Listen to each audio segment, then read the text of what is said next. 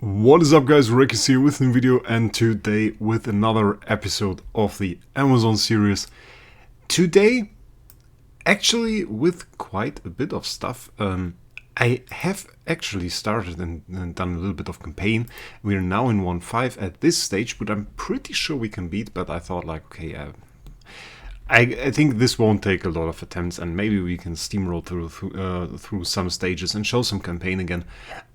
This has been quite a rare sight, mainly because the way campaign is structured. You get stuck at one stage, and yeah, you can't really do something there. And I don't feel like doing 20 minutes of attempting to clear, I don't know, like this stage, for example, and we die to the Eloise every time, which happened quite a lot.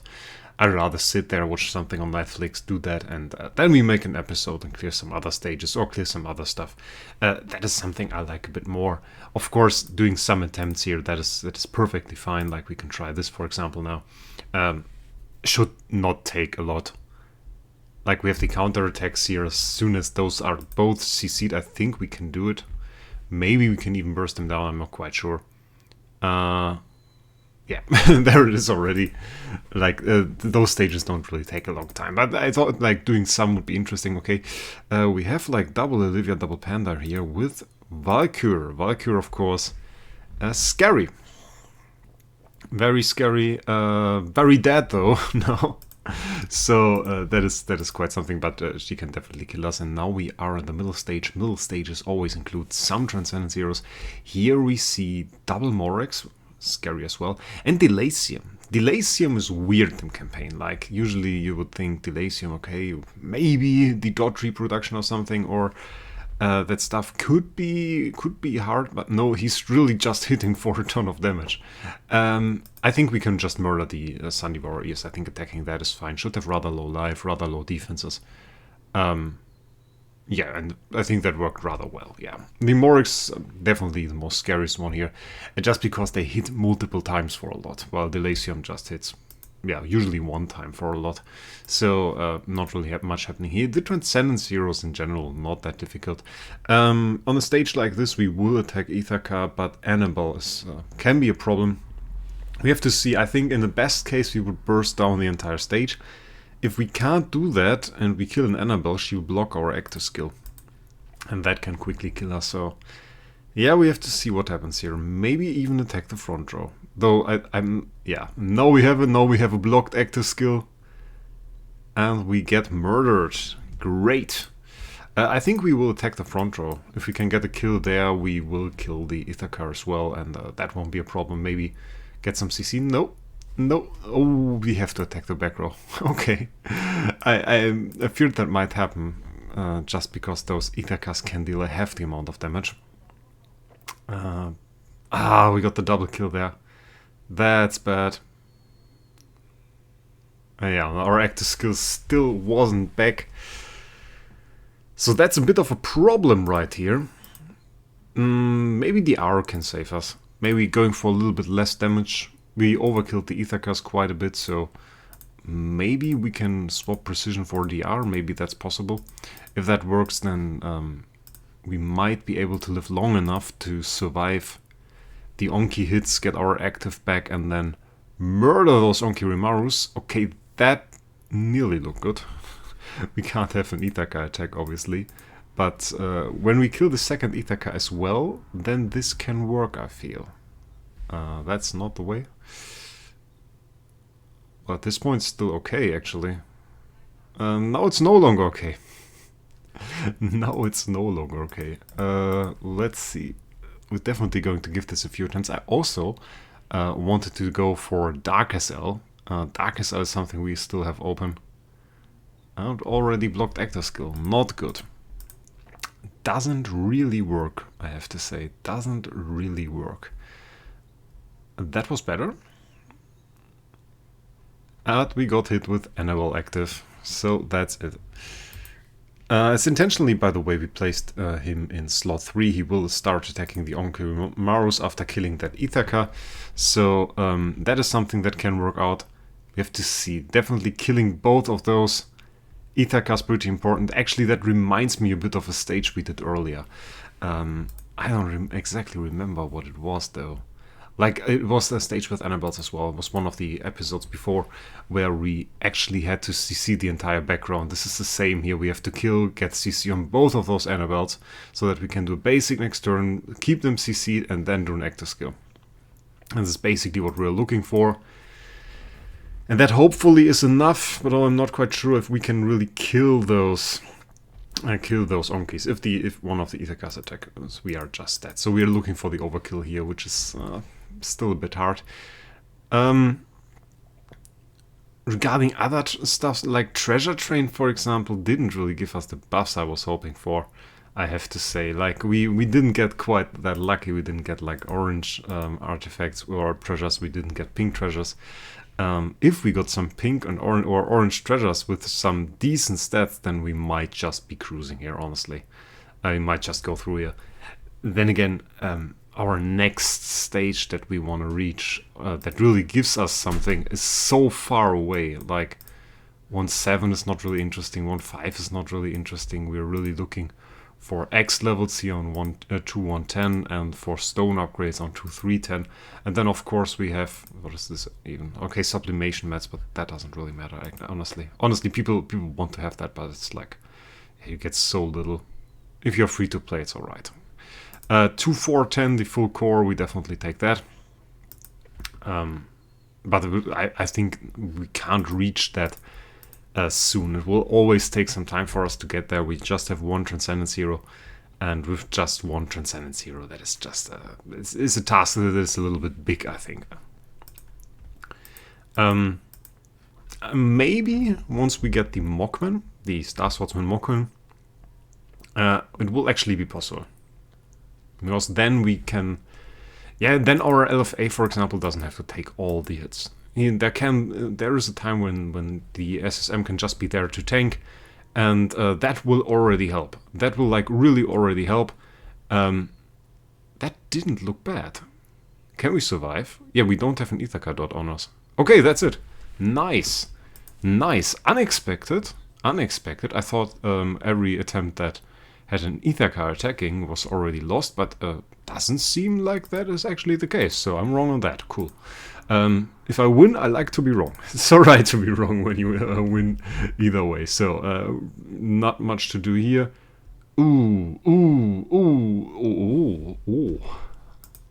That wasn't fun. I guess we need CC Purifier on this one.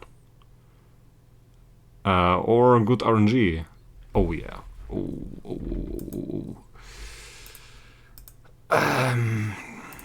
Yeah, let's do some changes. We have Xayahs in the enemy team. They can poison and they can stun. We have Xayahs, and honestly, those Xayahs are more scary than the Xayahs.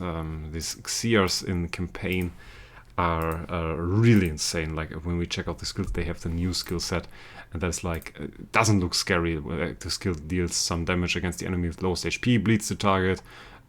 Nothing too spectacular, but actually, where is it? They have a bunch of bonus stats here, which is already quite scary. And then they have this aggression thing, and yeah, that basically gives them extra attacks.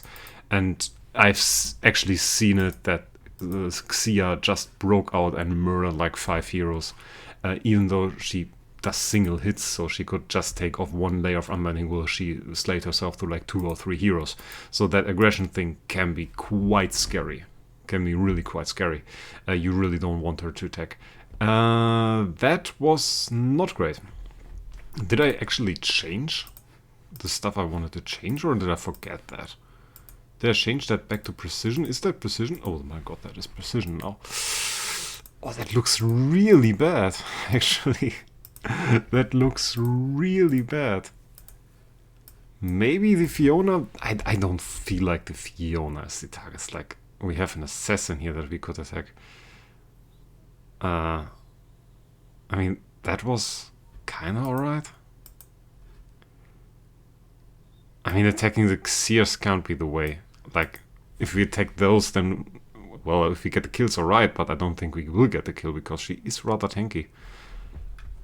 Like, I would say Xayah is the least tanky, then we have Fiona, and then Xayah is like the most tanky one. Weirdly enough, I think. But I can check the stats. because this stage is a little weird indeed. Yeah, it's not really working. Okay, stat-wise, we are looking at Xia with the lowest life. Keep with me though. It's 850 million, then we have 1.1 billion on the Sires, and we have 1.3 billion on the Fionas. But there is a big problem. The Xias actually have 190% block. All the other heroes only 40%, which, by the way, that also makes running precision pretty good in campaign. If you can run precision, you save yourself from a 40% chance to actually block your attacks, and attacks that are blocked deal 30% less damage. So it is indeed another buff of having precision, that you just don't have an enemy that blocks. If there is an enemy in campaign though that is intended to block, like Xia, her abilities trigger from block, then those enemies like Xia, those usually have insane amounts of block. Like, you would need a bunch of precision, like way over 100% to actually offset that. And you can't really do that, so that means you will always deal 30% less damage to Xia, because she will block your every attack. And that is pretty annoying. And actually, the reason why I said that she is the most tanky hero here, and we can see that. On top of that, we should not neglect that all of those heroes, when we initially attack them, they get a shield. They get a shield from Fiona, so they have some extra attack. Got the kill here, but we will get murdered by the Xia. I think there is a chance. I think it's like this Annabelle stage before, actually. We kill that Saya. Oh, okay. I take it back. We kill everything. It's also a good idea. I just wanted to say we kill the Sire, and then we have to hope that the Xias get CC'd, and then we can painfully murder us through the stage. But it's also okay. I take it. I take it. Might have to run Dot Purify here unless we instantly murder this stage. Yeah. Getting murdered by Ignis. This is a new low. This is a new low, guys. Getting murdered by an Ignis. Yeah, we have bleed from the wall decks. When the wall decks die, they inflict bleed on you. It's actually quite interesting in that. Like, when you run campaign, it's quite relevant that you know the skills of the heroes. And I feel like a lot of people aren't really aware of that. They go into a stage and they're like, oh, I can't beat it, it's so difficult. But actually check out the skills. Like, you can go out there and there are all the skills in the game, and you can check them out. You can see what's actually happening. You can say it's a wall deck, it's Ignis, it's a Delacium, and you see who they hit. That is always relevant. Is there somebody that attacks lowest life? Do they have some other criterion who to attack? How many enemies do they attack? Like, if they hit all 6 enemies, that was of course something you have to think about. If they just hit one enemy, maybe it's something you can work around. Yeah, that wasn't too effective here. If you of course just have one hero, positioning and stuff is not really... Well, in the case of LFA it is indeed a thing. Usually it would not be. LFA, you can always aim for an enemy hero, which is pretty strong. For most other heroes, positioning the front or back row if he's alone wouldn't really matter. Here it does. Freya actually has some weird type of attacking. It doesn't really matter for us, but I think she's lowest life once again. If you are, by the way, searching for the chart that I'm using, because I usually tend to get the question where I see the stats of those heroes, and there is a Discord called Idle Heroes Discussion, discord.gg, not .com, /idleheroes, you can just Google for it, and there is a Discord channel called Shards, and it's in there. It's actually made by GWO. Guy made like all the data mines for Idle Heroes, and it's a wonderful shard where you can select your stage. For example, I'm now looking at 159, and will tell you it's like 1.32 billion HP on the Valkyries, and then we have the Freyas with 1.17 billion. Then I usually look at the damage reduction, 33% on average for all of those. Okay. So not much happening here. We just have the Freyas in the back row, and we will hope for the Valkyries to not get CC'd. So we'll start attacking the back row now. That's pretty good. Okay, yeah. I mean, we could have happened a lot here by just seeing the Valkyries. We could have died pretty easily, but worked perfectly. And now we're already on the last stage here, which will unlock toolbox drops for us. Is there anything special I need to know about this stage? Is there something I want to attack? It's 1-5-10. We could attack the Allura. It's 1.51 billion. 10,000% control immunity. Yeah, she's like a boss, so she's control immune. And then we have those Gustins. I don't like those Gustins. I really don't like Gustins. Like the damage reflection, that is quite ugly. But it's like no other. The SQH is the strongest hero here, but like the other ones are pretty much the same. So it doesn't really matter who we attack here. It's just the question if we can burst this down, because if we, like, for example, attack the Wraec, he explodes, he will hit us with bleed, we will likely kill this Wraec too. If the SQH doesn't die, then we get counter-attacked by 3 heroes, which gives us 5 incoming hits, plus the 2 Gustin damage reflects, which brings that up to 7, and we will die. That's not cool. Other tactic, killing the SQH. Not overkilling. It would bring that down to 4 hits that are substantially weaker. Or just one-shotting the entire stage instead of thinking about it. Which is another thing. I just didn't do that, but if you are in a situation like this, just click the button and look what happens. It's often better. I tend to overthink stuff. So it really didn't matter who we attack. Oh, nice stage. We love those. This will likely be the end of our campaign push. Oh, I hate this. Yeah, this is likely the next stage where we are stuck. Because I checked out the leaderboard, and on the Amazon you can still see that. Because it's always like, you scroll down here. You see it 1-5-10, 1-5-10, 1-5-10. And when you see that there are multiple people already at that stage and can't progress, then it's most likely a sign that there is such a stage that is difficult. And yeah, we lack the damage. We need to overkill here, and we just don't. So yeah, need a bit of more damage. For now, that is the stage we reached, 1.6, which is quite nice actually. Brings us back to place 15. And I think once we get some more stats, we can progress a bit more. Now, we have Dot Purifier still equipped. That is of course bad. We don't want that. I upgraded the carry to E5 actually quite recently, which brought us to 2.1 million attack, which is also quite nice. Here we will just attack slot 1. Yeah, the team is quite alright, we can do that. Core is active, we got our Phoenix going. Carry now at E5, so Unbending Will is active as well, which is also quite nice. That they nearly slaughtered us here though. Not that great. Not that great. I wonder if it's actually worse. It doesn't look too good. It really doesn't. We could tank ourselves through the stage though. That would be a possibility. With Crown or something, that could work, because the damage they deal usually on the first turns isn't that great. It's a bit scary how we can't seem to kill this hero on turn 1. We're also attacking second, which isn't too great. I want to try Rui actually, even though it doesn't seem to be that successful here. Our attacks, I mean, in general. And I want to try DR instead of Precision, just mainly to survive a little bit longer.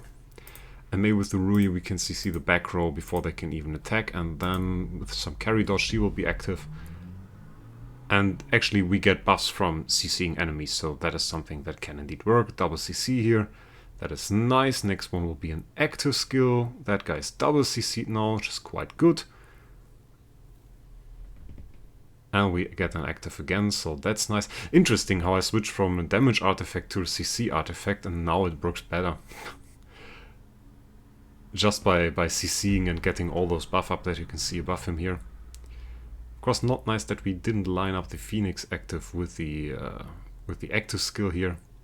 And all of those guys, of course, have a revive. Well, why not? I mean that's great. That's just great. Or a level 100 Drakes to surviving in the back row. I love it. And yeah, that's it. We won.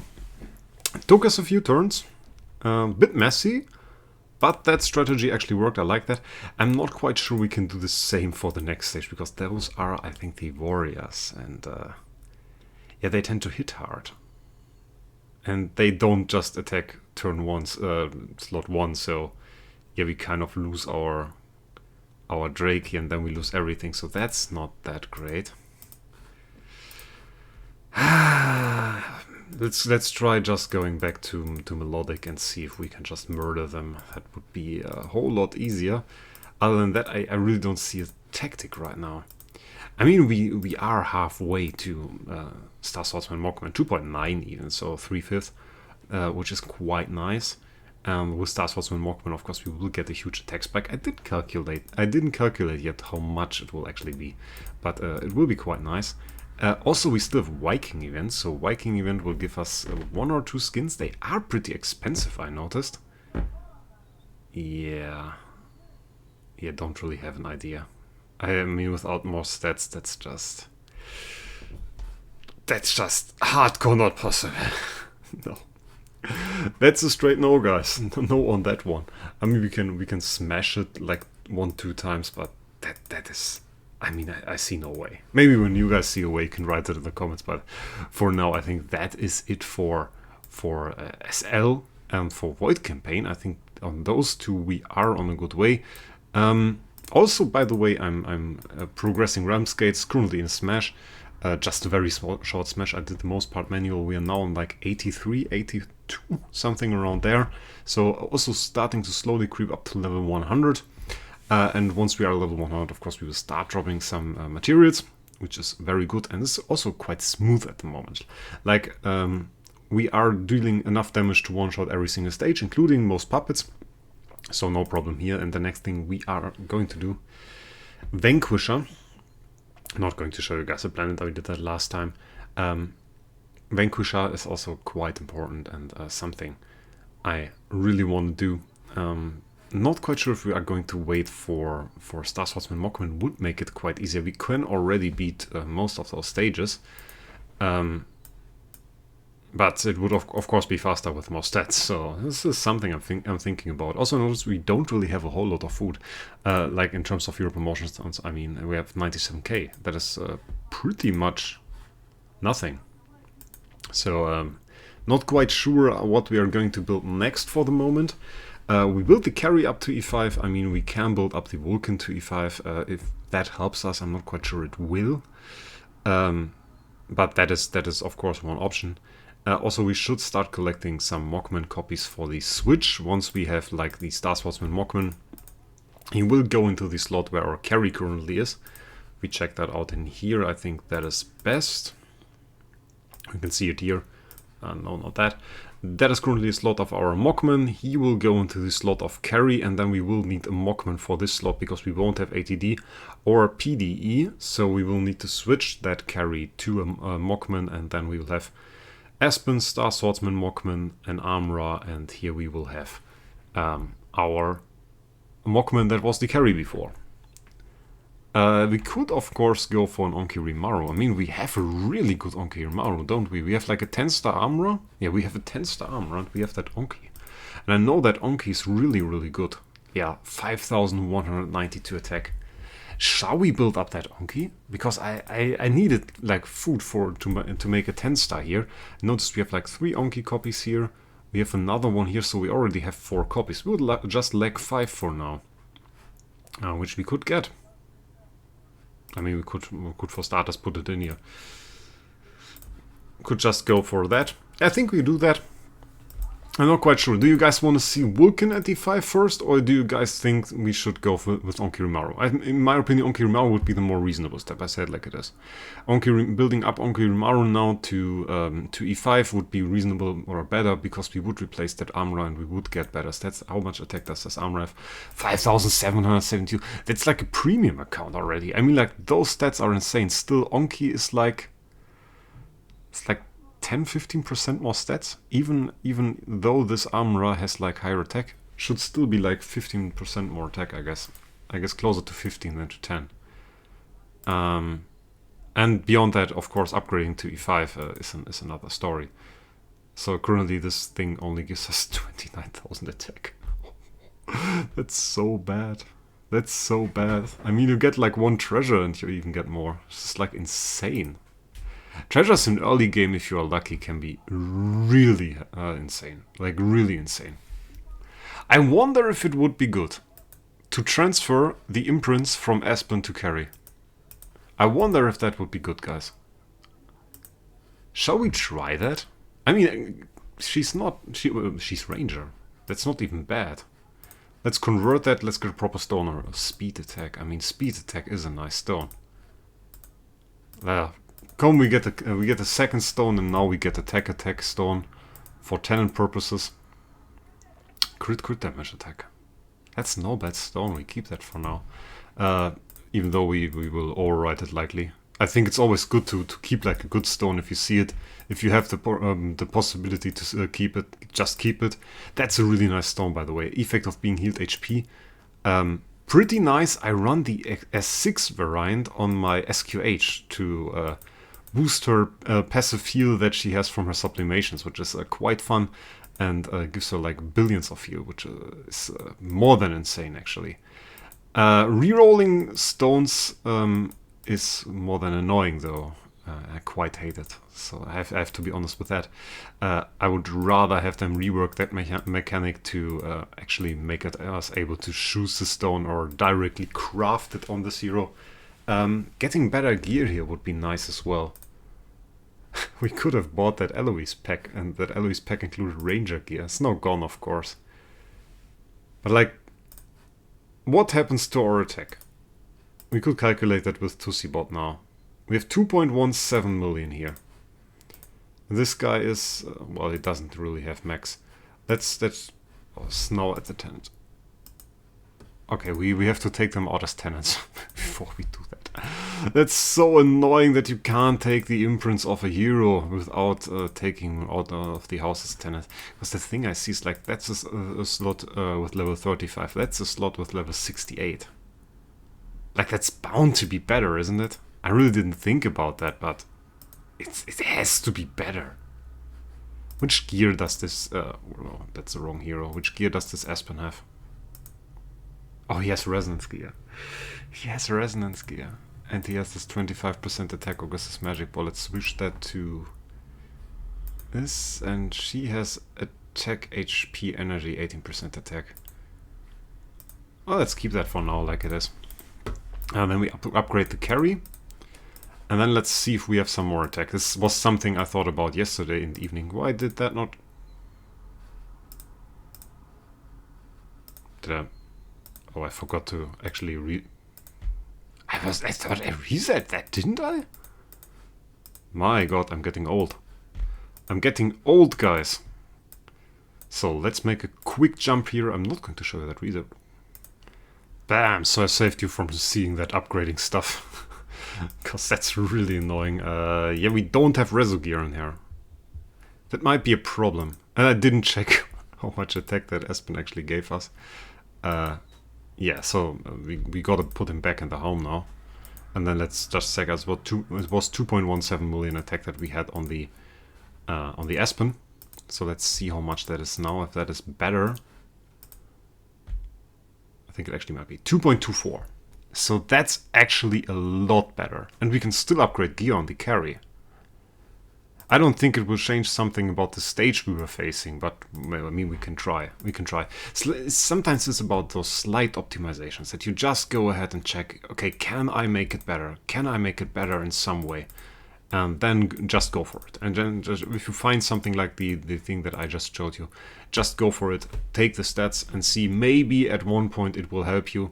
And you can see, look at this difference. I mean, it's not enough. It's not enough, but that is a solid hit. That is a really solid hit. It's actually quite insane. And we get that now all the time. I mean, we could possibly beat it. No, we can't. I think it's just too much damage. But a little bit more attack, and we can actually get a one-shot on that Holmes-Young. And if we can actually kill that Holmes-Young, I mean, this stage is easy going. That is, of course, not good. Yeah, very nice. So we will see in the next episodes if we can do that. And anyway, I wish you guys a great day, and we'll see us in the next one.